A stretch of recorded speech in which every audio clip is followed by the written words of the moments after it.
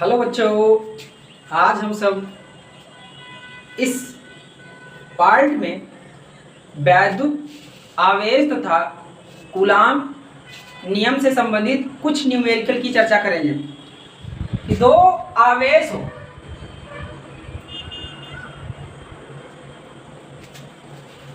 Q1 और Q2, Q1 और Q2 दो आवेश हो।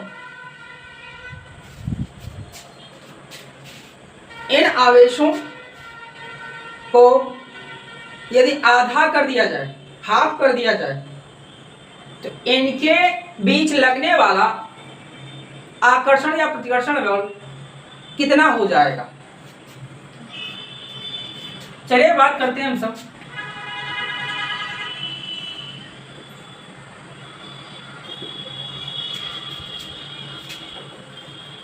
अब ये आवेश है, इस आवेश को हम सब देखते हैं। पहले इनके बीच में लगने वाला आकर्षण बल या प्रतिकर्षण बल F बराबर मान लेते हैं 1/4 pi epsilon not Q1 Q2 अपान में R स्क्वायर। इनके बीच की दूरी को हम सब इस समय मान लेते हैं कितना है, R है। इनके बीच की दूरी को मान लेते हैं R। अब आवेश को आधा कर दिया जाए, Q1 डैश Q/2 हो, Q1/2 हो जाता है, Q2 डैश हो जाता है Q2/2 हो जाता है। आवेश को हम सब आधा कर दिए। इस अवस्था में बल पहले इतना कार्यरत था और दूरी में, उनके बीच में डिस्टेंस में कोई परिवर्तन नहीं करते हैं। F बराबर मिल जाएगा, अभी तक F था, अब F डैश हो जाएगा। F डैश मान लेते हैं, बल जो है F डैश मानकर चलते हैं। तो ये हो जाएगा 1/4 pi epsilon not Q1 dash into Q2 dash अपान में R स्क्वायर। इन दोनों के स्थान पर इनकी वैल्यू रखने पर F dash 1/4 pi epsilon not Q1 अपान में 2 Q1/2 इंटू Q2/2 हो जाता है, अपान में R स्क्वायर कर देते हैं। अब इसको हम सब लिख देते हैं 1/4 पाई एप्सिलॉन नॉट। अब यह Q1 इंटू Q2, मुख्य डिवाइड नीचे है तो ये सब दोनों नीचे आ जाएंगे। 2 और 2 का मल्टीप्लाई 4 हो जाएगा इंटू R स्क्वायर हो जाएगा। अब इसको 1/4 को इसको हम सब बाहर कर लेते हैं, तो 1/4 into 1/4 pi epsilon not Q1 Q2 अपान में R स्क्वायर हो जाता है।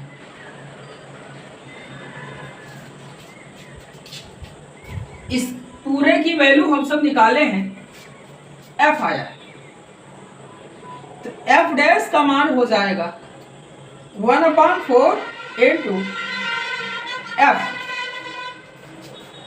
अर्थात ये बता रहा है कि पहले जो फोर्स लग रहा था उस फोर्स का चौथाई हो जाएगा।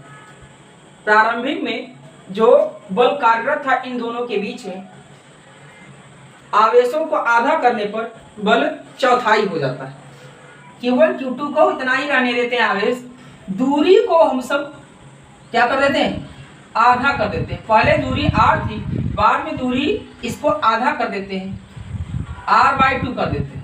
पहले दूरी R था, बाद में दूरी घटा करके R/2 करने पर उन दोनों के बीच में वैद्युत बल में क्या प्रभाव पड़ेगा। सॉल्यूशन की चर्चा करें तो प्रारंभिक में आवेश Q1 है और Q2 है, इन दोनों के कारण लगने वाला कूलाम बल F बराबर 1/4πε0 Q1 Q2 अपान में R स्क्वायर। प्रारंभिक में इनके बीच की दूरी को हम सब R मान लेते हैं, ये हो जाएगा R स्क्वायर। अब दूरी जो है R1 जो है, बार की दूरी को हम सब क्या कर दिए, बदल करके R/2 कर देते हैं, और जो आवेश था उस आवेश में कोई परिवर्तन नहीं करते, तो बल अब हो जाएगा 1/4πε0। इसको F डैश मान लेते हैं बल को, या तो F1 मान लीजिए, जो भी इच्छा करे वो मान सकते हैं आप सब। 4πε0 Q1 Q2 अपान में R1 स्क्वायर। अब R1 की वैल्यू 1/4πε0 Q1 Q2, इसकी वैल्यू R/2 रख देते हैं, उसका वर्ग कर देते हैं, स्क्वायर कर देते हैं। R1 के स्थान पर हम सब क्या रख देते हैं, R/2। दूरी को बाद में कम किया गया, आधा किया गया। इस अवस्था में हम सबको मिलेगा बल 1/4πε0 Q1 Q2 R का स्क्वायर प्राप्त होगा, इसका स्क्वायर 2 का स्क्वायर 4 प्राप्त होगा। 2 में 2 का गुणा करेंगे 4 आ जाएगा। अब मुख्य डिवाइड इसी के जस्ट सामने है, तो मुख्य डिवाइड ऊपर है, एक डिवाइड इधर है, मुख्य डिवाइड ऊपर है, तो ये ऊपर जाएगा। जब ऊपर जाएगा तो F1 बराबर हो जाएगा, तो 4 × 1/4πε0 Q1 Q2 अपान में R स्क्वायर। अब इस पूरे की वैल्यू हम सब निकाले हैं, तो ये मिल जाएगा F1 बराबर 4F।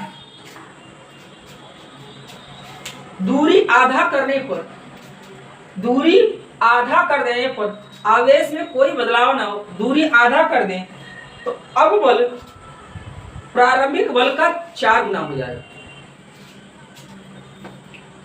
एक आवेश है Q1 और दूसरा आवेश है Q2। अब ये कहा जाए, एक आवेश को 1/3 कर दिया जाए, एक आवेश को 1/3 कर दिया जाए, 1/3 कर दिया जाए, और दूसरे आवेश को आधा कर दिया जाए, दूसरे आवेश को आधा कर दिया जाए। इनके बीच की डिस्टेंस, प्रारंभिक डिस्टेंस R माना जाए, उनके बीच की डिस्टेंस को बढ़ाकर 3 टाइम्स कर दिया जाए। पहले R था, बढ़ा करके 3 टाइम्स कर दिया जाए। इनके बीच में वैद्युत बल में क्या प्रभाव पड़ेगा? यदि कोई भी पदार्थ है, इस पदार्थ में से इलेक्ट्रॉन 10 इलेक्ट्रॉन बाहर हो जाते हैं, बाहर निकल जाते हैं, तो इस पदार्थ पर कितना आवेश आ जाएगा? तो चलिए, इसमें से 10 इलेक्ट्रॉन निकल जाते हैं पदार्थ में से, तो इस पदार्थ पर आवेश आएगा Q बराबर Ne के इक्वल।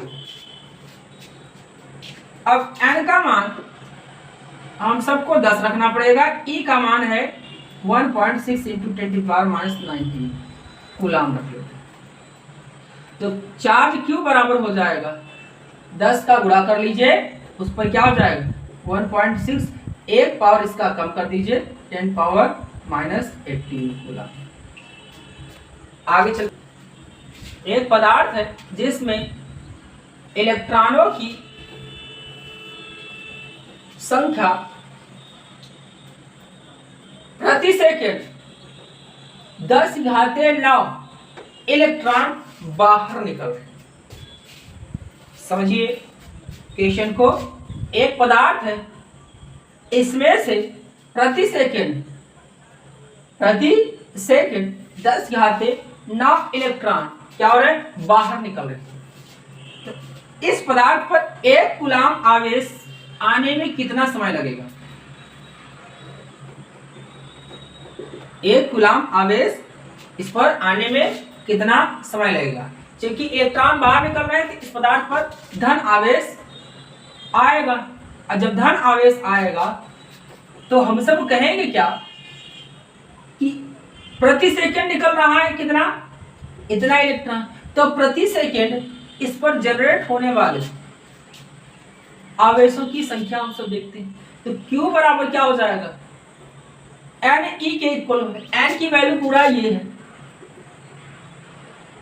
तो 10 घाते 9 गुणे ई की वैल्यू हम सब जानते हैं 1.6 गुणे 10 घाते -19 कूलाम। तो प्रति सेकंड आवेश के गमन का हम सब चार्ज निकाल लेते हैं।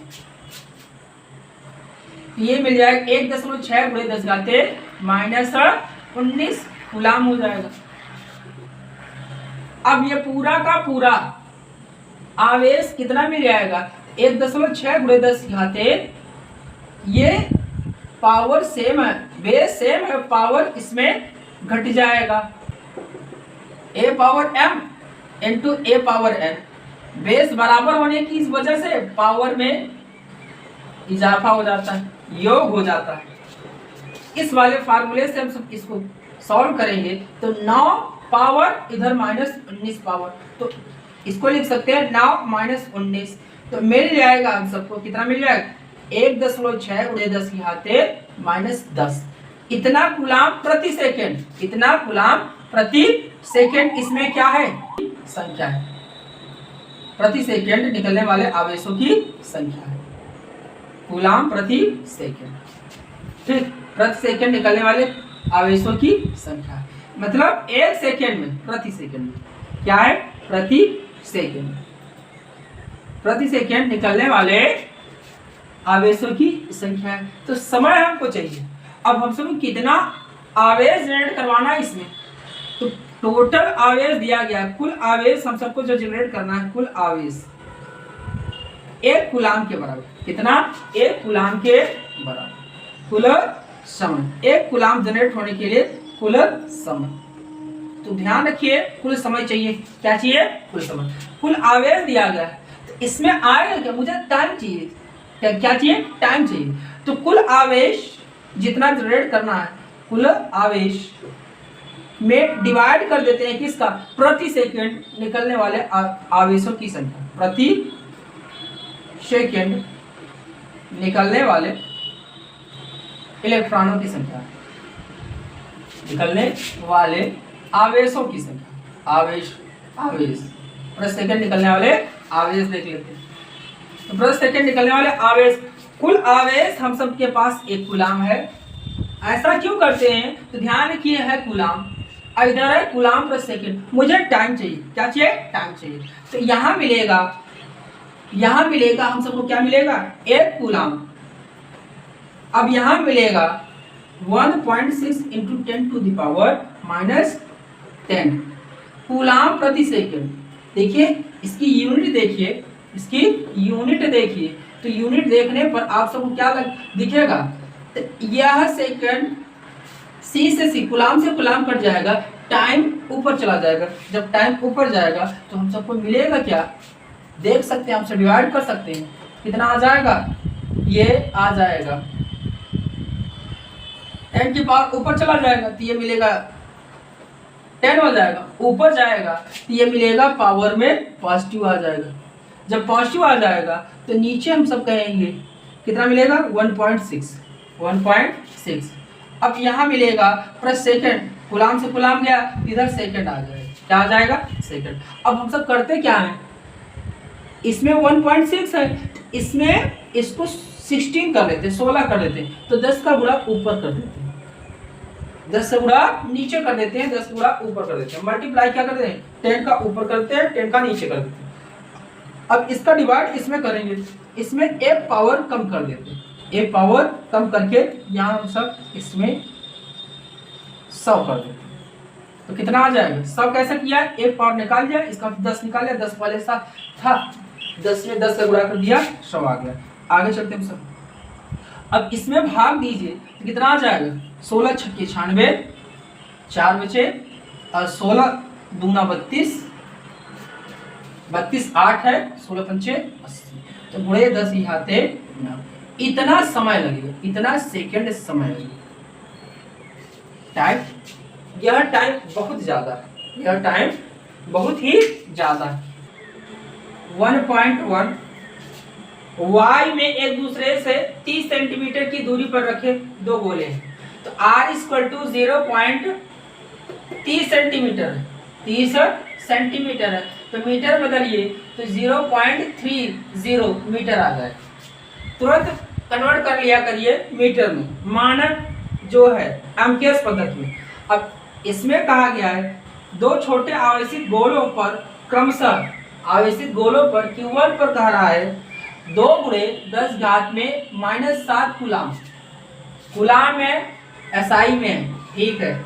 उसके बाद दूसरा है Q2 का मान, दूसरा 3 गुणे 10 घात में -7, 3 गुणे 10 घात -7 कूलाम। अब इसमें कह रहा है उनके बीच कितना बल आरोपित होगा, तो F का मान देखते हैं, तो 1/4 pi epsilon not Q1 Q2 upon R square.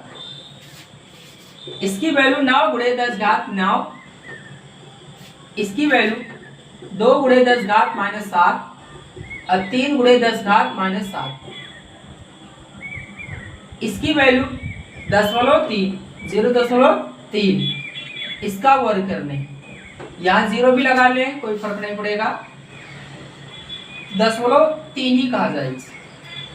इसमें आएगा 9 गुणे 2 गुणे 3, मल्टीपल बाद में कीजिएगा, पहले हम सब ऐसे ही लिखे रहते हैं। 0.3 का 0.3 में गुणा करेंगे, 0.3 का 0.3 में गुणा करेंगे 2 टाइम्स, पावर 2 है, इसका मतलब क्या लिख सकते हैं 2 टाइम्स, तो 3 में 3 का गुणा करेंगे तो 9 आ जाएगा। अब दशमलव के बाद एक अंक है, यहाँ भी दशमलव के बाद एक अंक है, तो दशमलव के बाद टोटल अंक 2 हो गया, तो 2 अंकों के बाद हम सबको पॉइंट लगाना है। एक अंक ये हो गया, एक अंक अपने से 0 लिखिए, फिर यहाँ लिख दीजिए, तो इसका आ जाएगा 0.09। अब इधर हो जाएगा, देखिए पावर में लिखिए 9 इधर -7 उधर, 9 -7 -7। अब इसमें करते क्या है, 100 का गुणा नीचे लिख देते हैं, कर देते हैं 100 का गुणा ऊपर, तो 100 का गुणा नीचे करते हैं, कितना आ जाएगा ये 9 आ जाएगा। अब ऊपर करते हैं तो 10 की घात में, फिर 10 की घात में -7 +2 बढ़ जाएगा, +2 का मतलब क्यों +2 बढ़ा, तो ध्यान रखिए 100 में 2 0, 2 0 का मतलब है 2 पावर इसमें क्या हो जाना, इंक्रीज हो जाना, 2 पावर इंक्रीज होना। 9 से 9 कटा, कितना आ गया 2, और 3 का गुणा कर लीजिए 6 आ गया। इधर में कितना आ जाएगा 9 2, ये धन में है, जोड़ लीजिए, ये कर्ज में है अर्थात ऋण में है, तो 9 2 11 और कर्ज -14 है, तो दोनों का समेशन कितना आ गया 11 और -14, 11 प्लस में है और कर्ज में कितना है 14 है, दोनों का समेशन हो गया तो -3 आएगा, तो पावर में 10 की पावर में -3 आया। अब ये वैल्यू आ गई पूरा हमारे मानक रूप में SI पद्धतियां में सब, अर्थात एम्पियर पद्धति में सब वैल्यू था, इसलिए इसका मात्रक भी किसमें आएगा, न्यूटन में आएगा। अब यह कौन सा बल होगा, दोनों पॉजिटिव चार्ज है, इसलिए क्या कौन सा बल होगा, प्रतिकर्षी बल होगा, प्रतिकर्षी बल, प्रतिकर्षी अर्थात इसे क्या बोलते हैं, प्रतिकर्षण। आगे किसी छोटे गोले पर Q1 का मान दिया गया है 0.4 माइक्रो कूलाम, इसमें माइक्रो कूलाम दिया गया है, और जब भी माइक्रो कूलाम दिया हो तुरंत इसको कन्वर्ट कर लिया करिए इसके SI मात्रक में, तो 0.4 × 10⁻⁻6 कूलाम की हो जाएगा। आगे चलते हम सब, इसमें फिर कहा गया है किसी अन्य आवेशित गोले के कारण y में 0.2 न्यूटन का बल लगता है। फोर्स लग रहा है 0.2 न्यूटन का, फोर्स दिया गया 0.2 न्यूटन का। यदि दूसरे गोले पर 0.8 माइक्रोकूलम Q2 का मान दिया गया है, 0.8 माइक्रोकूलम दिया गया, माइक्रोकूलम, तो तुरंत इसको कन्वर्ट कीजिए, इसमें Q2 का मान मिल जाएगा हम सबको 0.8 इंटू 10⁻⁻6 कूलम हो जाएगा। आगे चलते हैं, इसमें कहा गया दोनों गोलों के बीच कितनी दूरी है, r की वैल्यू पूछा गया। देखिए नंबर ए में कहा गया है दोनों गोलों के बीच में कितनी दूरी है, r की वैल्यू इसमें कहा गया नंबर ए की। बी में कहा है दूसरे गोले पर पहले गोले के कारण कितना बल लगेगा। चलिए बी की बात बाद में करेंगे, पहले हम सब ए की बात करते हैं। तो फोर्स कितना आ जाएगा, तो F बराबर हम सब जानते हैं 1/4πε0 Q1 Q2 अपान में R स्क्वायर। अब इस पूरे की वैल्यू दिया गया है 9 × 10⁹। अब इसकी वैल्यू 0.2 न्यूटन। अब यहाँ Q1 और Q2 की वैल्यू दिया गया है 0.4 × 10⁻⁻6। अब इसकी वैल्यू Q2 की वैल्यू 0.8 × 10⁻⁻6 अपान R स्क्वायर। अब इस R स्क्वायर इसको हम सब इधर ले आते हैं तो कितना आ जाएगा, R स्क्वायर इधर आ जाएगा, इसको नीचे ले आते हैं 9 और जो अंक है इसको एक साथ कर लीजिए 0.4 और इधर हो जाएगा कितना आ जाएगा 0.8 और पावर वाला एक साथ कर लीजिए, पावर ये है और इसमें कंबाइन कर लीजिए 9 ये हो गया और इधर -6 हो गया, इधर भी -6 हो गया। पावर बेस एक ही है तो हम सब क्या करेंगे, बेस के लिए क्या होता है a power m into a power n, ये घातांक का फार्मूला लगा देंगे, बेस बराबर हो a के पावर में m प्लस n। इसी के फार्मूले से हम सब इसे बार बार कैलकुलेशन कर रहे हैं। पावर बेस देखिए इसमें पावर चाहे कुछ भी हो, बेस इसका 10 है, इसमें भी 10 है, इसमें भी 10, एक ही बेस पर लिख करके पावर को सबको ऐड कर देते हैं उसके जो है चिन्ह के साथ। अपान में कितना आ जाएगा, ये 0.2 लिख दीजिए। अब इसमें करते क्या है, R स्क्वायर है, ठीक 10 का गुणा ऊपर कर देते हैं और 10 का गुणा नीचे कर देते हैं तो 2 आ जाएगा और 2 से इसमें 8 को भाग दे देंगे कितना आ जाएगा 9 गुणे 0.4 और यहाँ भी कितना आ जाएगा 0.4 और इसमें कहा गया है 10 से ऊपर गुणा कर दिया और 10 से नीचे, 10 से ऊपर गुणा करने का मतलब एक पावर बढ़ जाना, एक पावर बढ़ जाना। तो इसमें देखिए -9 -6 प्लस 1 कर देते हैं ऐसे इस तरीके से। तो R की वैल्यू मिल जाएगी R स्क्वायर और रूट में कितना आ जाएगा, ये सब जो है R स्क्वायर है, पहले सब वैल्यू कैलकुलेशन कर लीजिए फिर रूट इसका निकाल लेते हैं, इसका रूट निकाल लेते हैं 9 गुणे 0.4 का गुणा कर देंगे तो 0.16 आ जाएगा, 1 6 आ जाएगा। 0.4 का 0.4 में गुणा कर देंगे 0.16 आ जाएगा। अब गुणन में पावर में कितना आ जाएगा 9 1 10 पॉजिटिव में आया, 10 किस में आया पॉजिटिव में आया और उसके बाद -6 इधर है, -6 इधर है, कितना आ जाएगा -12 आ जाएगा, ठीक -12 ज़्यादा है तो इसका मतलब इसका चिन्ह आएगा और इन दोनों का जो है बदलेगा, दोनों का अंतर कितना आएगा 2 आएगा तो -2 कितना आ जाएगा। अब इसमें रूट इसका निकलेगा 3 आएगा, इसका रूट निकलेगा 0.4 आएगा और इसमें आएगा 10 पावर -1। आगे चलते हैं, दोनों का मल्टीप्लाई कर लीजिए तो 4 तिहाई 12 1.2 और 10 की पावर -1। अब इसी को 10 पावर -1 है, इसको पूरा कैलकुलेशन कर लीजिए तो 1.12 कितना आ जाएगा, इतना मीटर में आएगा, सेंटीमीटर बदलेंगे तो कितना आ जाएगा 1 2 सेंटीमीटर में आ जाएगा। तो ये सेंटीमीटर में आया। उसके पश्चात इसमें कहता है सेकंड नंबर, बी नंबर क्या कह रहा है इसमें, बी नंबर कह रहा है कि प्रथम गोले के द्वारा द्वितीय गोले पर दूसरे गोले पर पहले गोले के कारण कितना बल लगे।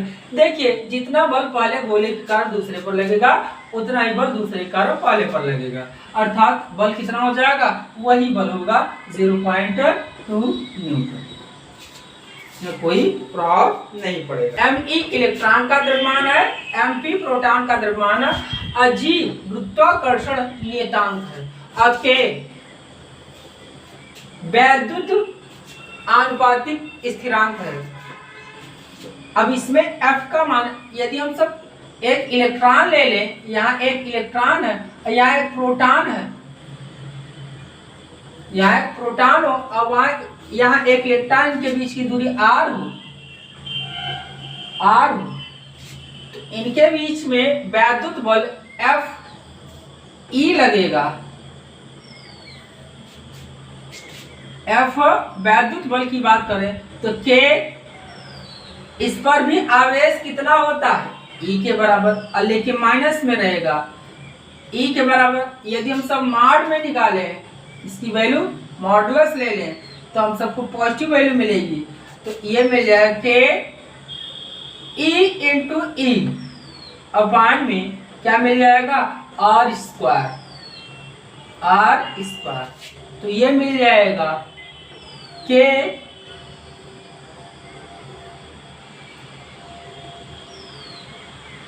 ये हो जाएगा K E स्क्वायर अपान में R स्क्वायर। आगे चलते हैं हम सब। उसके पश्चात Fg की बात करें तो कितना आएगा, ये G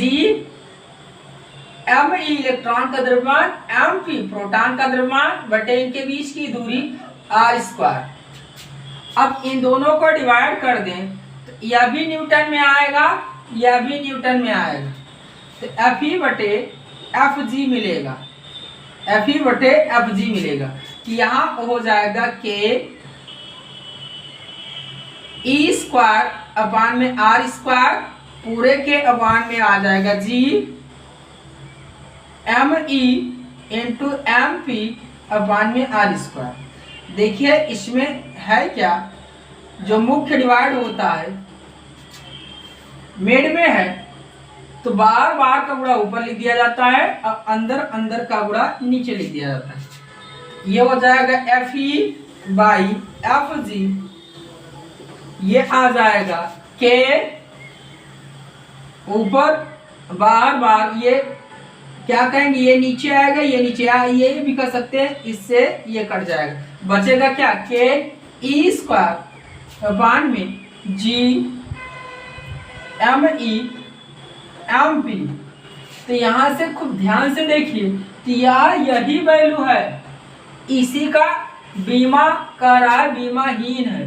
तो यहाँ भी न्यूटन है, यहाँ भी न्यूटन, न्यूटन से न्यूटन कर जाएगा, बचेगा क्या, बीमाहीन।